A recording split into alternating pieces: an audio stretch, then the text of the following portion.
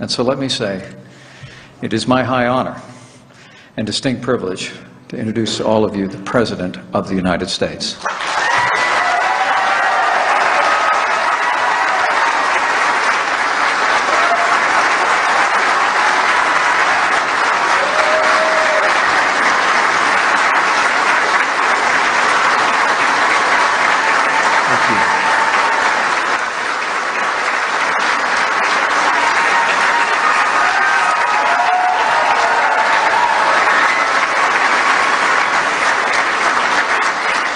Well, I want to thank everybody, very, very special people. And it is true, this is my first stop, officially. We're not talking about the balls, and we're not talking about even the speeches, although they did treat me nicely on that speech yesterday. I always call them the dishonest media, but they treated me nicely. But I want to say that there is nobody that feels stronger about the intelligence community and the CIA than Donald Trump. There's nobody.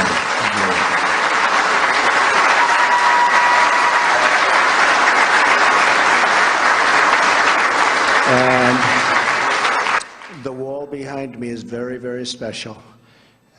We've been touring for quite a while. And I'll tell you what, 29? I can't believe it. Oh, 28. We've got to reduce it. But that's amazing. And we really appreciate what you've done in terms of showing us something very special. And your whole group. These are really special, amazing people. Very, very few people could do the job you people do. And I want to just let you know, I am so behind you. And I know maybe sometimes you haven't gotten the backing that you've wanted. And you're going to get so much backing. Maybe you're going to say, please don't give us so much backing. Mr. President, please, we don't need that much backing. But you're going to have that, and I think everybody in this room knows it. You know, the military and the law enforcement, generally speaking, but all of it, but the military gave us tremendous percentages of votes. We were unbelievably successful in the election with getting the vote of the military, and probably almost everybody in this room voted for me, but I will not ask you to raise your hands if you do. But I would guarantee a big portion, because we're all on the same wavelength, folks. We're all on the same wavelength, right? Who knows? Took Brian about 30 seconds to figure that one out, right? Because we know we're on the same wavelength. But we're going to do great things. We're going to do great things. We've been fighting these wars for longer than any wars we've ever fought. We have not used the real abilities that we have. We've been restrained. We have to get rid of ISIS. We have to get rid of ISIS. We have no choice.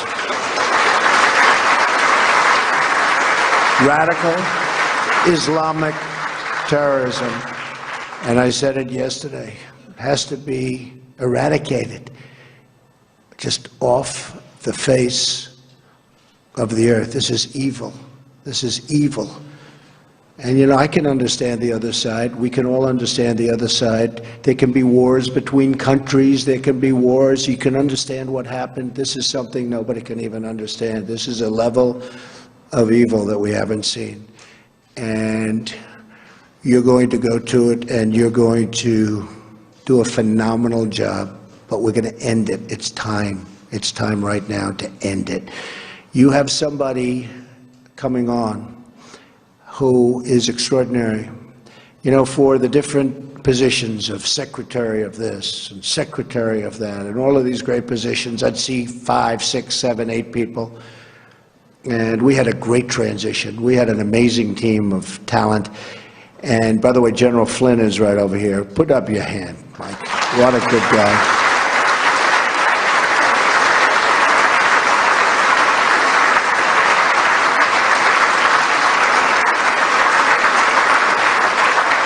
And Reince and my whole group. Reince, you know, right? They don't care about Reince. He's like this political guy that turned out to be a superstar, right? We don't have to talk about Reince.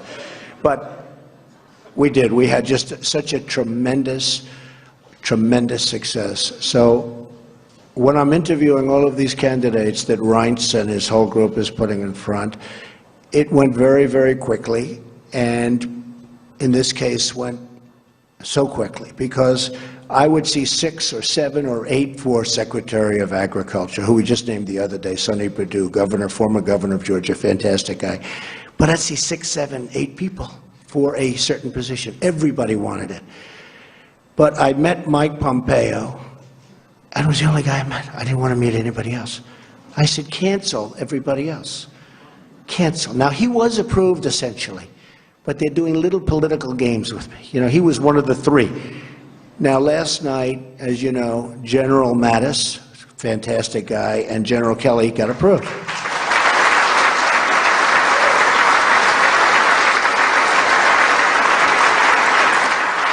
And Mike Pompeo was supposed to be in that group. It was going to be the 3 of them. Can you imagine all of these guys?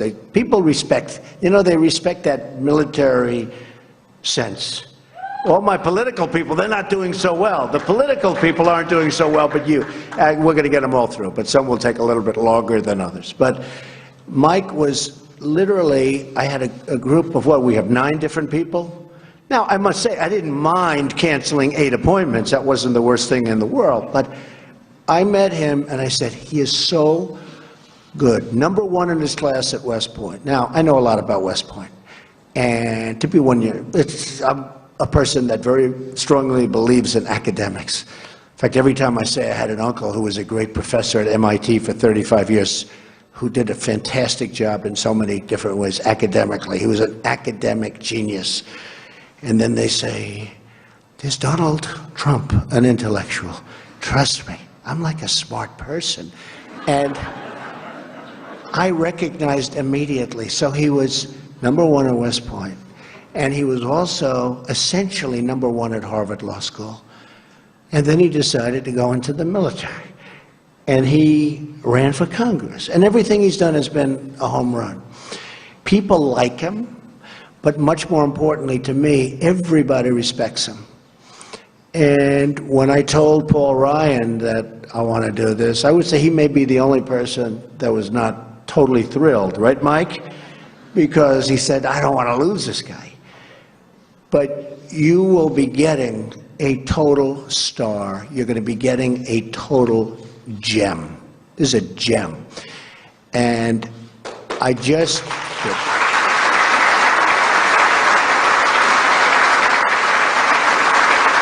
You'll see. You'll see. And many of you know him anyway, but you're going to see.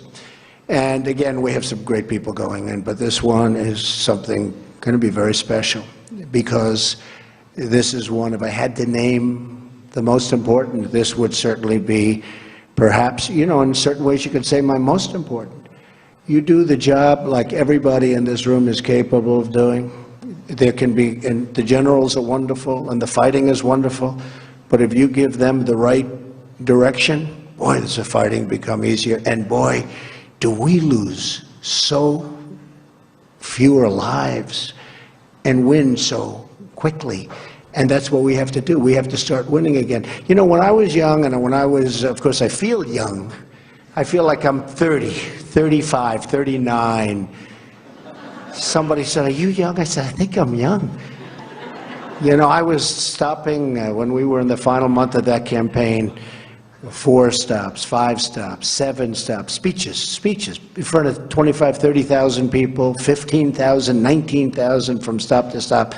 I feel young. But when I was young, and I think we're all sort of young, when I was young, we were always winning things in this country. We'd win with trade. We'd win with wars. At a certain age, I remember hearing from one of my instructors, the United States has never lost a war.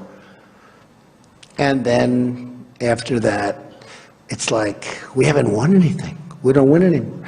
The old expression, to the victor belong the spoils. You remember I always used to say, keep the oil. I wasn't a fan of Iraq. I didn't want to go into Iraq. But I will tell you, when we were in, we got out wrong.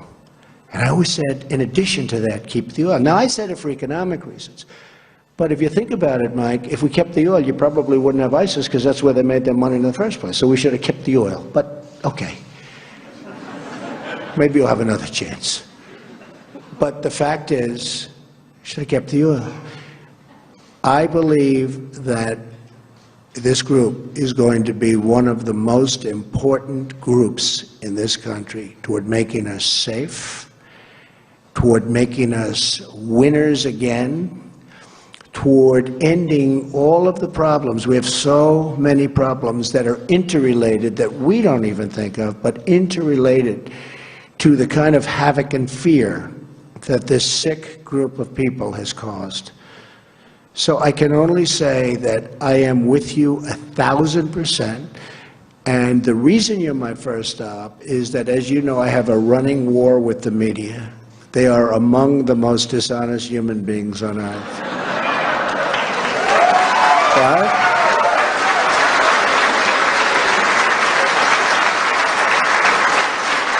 And they sort of made it sound like I had a feud with the intelligence community. And I just want to let you know, the reason you're number one stop, it is exactly the opposite. Exactly. And they understand that too. And I was explaining about the numbers. We did a thing yesterday, the speech. Did everybody like the speech? You had to like it. So I've been given good reasons. But we had a massive field of people. You saw that. Packed. I get up this morning, I turn on one of the networks, and they show an empty field. I said, wait a minute. I made a speech. I looked out. The field it looked like 1.5 million people. They showed a field where there were practically nobody standing there. And they said, Donald Trump did not draw well. I said, it was almost raining. The rain should have scared him away, but God looked down and he said, we're not going to let it rain on your speech. In fact, when I first started, I said, oh no. First line, I got hit by a couple of drops. And I said, oh, this is too bad, but we'll go right through it. But the truth is that it stopped immediately. It was amazing. And then it became really sunny. Then I walked off and it poured right after I left. It poured. But you know, we have something that's amazing, because it looked, honestly, it looked like 1.5 million people, whatever it was, but it went all the way back to the Washington Monument. And I turn on, and by mistake, I get this network. And it showed an empty field. And it said, we drew 250,000 people. Now, that's not bad, but it's a lie. We had 250,000 people literally around, in the little bowl that we constructed. That was 250,000 people. The rest of the, 20-block area all the way back to the Washington Monument was packed. So we caught them, and we caught them in a beauty. And I think they're going to pay a big price. We had another one yesterday, which was interesting. In the Oval Office, there's a beautiful statue of Dr. Martin Luther King. And I also happen to like Churchill, Winston Churchill. I think most of us like Churchill. Doesn't come from our country, but had a lot to do with it, helped us, real ally. And as you know, Churchill's statue was taken out, the bust. And as you also probably have read, the Prime Minister is coming over to our country very shortly, and they wanted to know whether or not I'd like it back. I'd say absolutely, but in the meantime, we have a bust of Churchill. So a reporter for Time magazine, and I have been on their cover like 14 or 15 times. I think we have the all-time record in the history of Time magazine. Like if Tom Brady's on the cover, it's one time because he won the Super Bowl or something, right? I've been on for 15 times this year. I don't think that's a record, Mike, that can never be broken. Do you agree with that? What do you think? But I will say that they said, and it was very interesting, that Donald Trump took down the bust, the statue of Dr. Martin Luther King, and it was right there. But there was a cameraman that was in front of it. So Zeke from Time magazine writes a story about I took down. I would never do that because I had great respect for Dr. Martin Luther King. But this is how dishonest the media is. Now, big story, the retraction was like where? What, was it a line, or do they even bother putting it in? So I only like to say that because I love honesty. I like honest reporting. I will tell you, final time, although I will say it when you let in your thousands of other people that have been trying to come in, because I am coming back, we may have to get you a larger room. We may have to get you a larger room. You know? And maybe it'll be built by somebody that knows how to build, and we won't have columns. Do you understand that? We get rid of the columns. But no, I just wanted to really say that I love you. I respect you. There's nobody I respect more. You're going to do a fantastic job, and we're going to start winning again, and you're going to be leading the charge. So thank you all very much. Thank you, beautiful. Thank you all very much. Have a good time. I'll be back. I'll be back. Thank you.